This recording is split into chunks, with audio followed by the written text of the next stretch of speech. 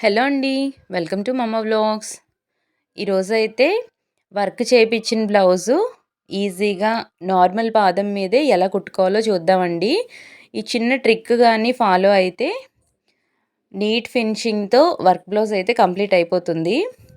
చాలామంది normal blouses అంటే కుట్టేస్తారు గానీ, వర్క్ బ్లౌజెస్ ఫినిషింగ్ బాగోదేమో అని చెప్పి బయటే కుట్టిస్తారు.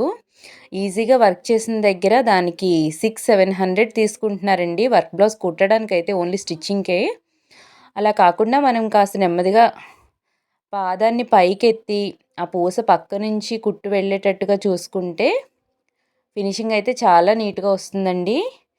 మనం కుడుతున్నప్పుడే పాదాన్ని కాస్త వీడియోలో చూపిస్తున్నట్టుగా కాస్త పైకెత్తి పట్టుకోండి.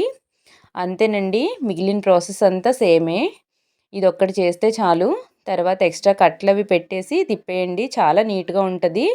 పైనుంచి కూడా మళ్ళీ కుట్టు వేసేటప్పుడు పాదాన్ని మాత్రం పైకెత్తే పట్టుకోవాలి. వదిలేస్తే మాత్రం అది పూస మీదకొచ్చేస్తుందండి.